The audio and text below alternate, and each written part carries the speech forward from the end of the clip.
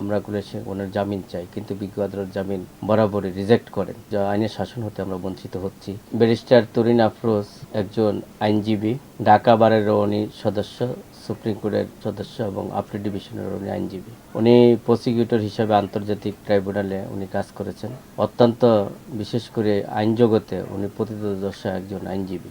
বিশেষ করে 5ই আগস্টের পরে সরকার পরিবর্তনের পরে আপনারা দেখেছেন ওনাকে গ্রেপ্তার করা হয়েছে। গ্রেপ্তার করার পরে একের পর এক মামলা দিয়ে যাচ্ছে, বিশেষ করে হত্যা মামলা, হত্যা প্রচেষ্টা মামলা, দুর্নীতির মামলা, বিভিন্ন মামলায় ওনাকে জর্জরিত করা হয়েছে। আজকে যে মামলাটি দুর্নীতির মামলায় আজকে ধার্য তারিখ ছিল, সে ধার্য তারিখ আজকে নিয়ে আসা হয়েছিল। তো আমি মনে করি যে বিশেষ করে যে এই যে সমস্ত মামলাগুলোতে আছে, উনি একজন নারী, কিন্তু যে আমরা যখন জামিন আবেদন করি, কিন্তু আমরা ওনার জামিন চাই, কিন্তু বিজ্ঞ আদালত জামিন বরাবরই রিজেক্ট করেন। কিন্তু মহামান্য সুপ্রিম কোর্টের আপিল ডিভিশনের স্পষ্ট বলা আছে, যত বড় এলিগেশনই হোক না কেন, সে যদি নারী হয়, সে যদি অসুস্থ হয়, সে যদি সিনিয়র সিটিজেন হয়, তাহলে তার জামিন দেওয়া যায়, এটার স্পষ্টভাবে উল্লেখ করা আছে। কিন্তু উনি একজন নারী, অসুস্থ, এবং তারপরও আমরা জামিন চাই, কিন্তু বারবার বিজ্ঞ আদালত রিজেক্ট করেন। এ থেকে আমরা মনে করি সেখানে আইনের শাসন হতে আমরা বঞ্চিত হচ্ছি এবং ন্যায় বিচার হতে আমরা বঞ্চিত হচ্ছি। এবং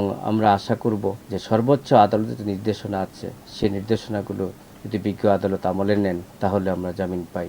এবং জামিনটা হচ্ছে আমার একটা হিউম্যান রাইটস, অর্থাৎ সাংবিধানিক অধিকার।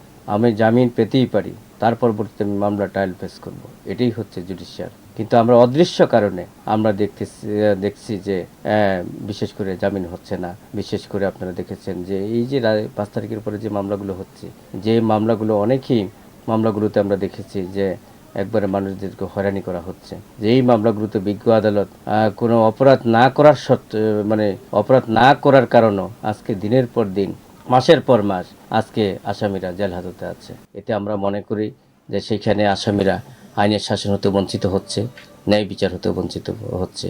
আমরা আশা করব বাংলাদেশের যে সংবিধানের কনস্টিটিউশন অনুযায়ী প্রতিটা নাগরিকের যে আইন সমান হবে, সেটা যাতে প্রযোজ্য হয়, সেই হিসাবে একজন আইনজীবী হিসাবে সেটাই প্রত্যাশা করব।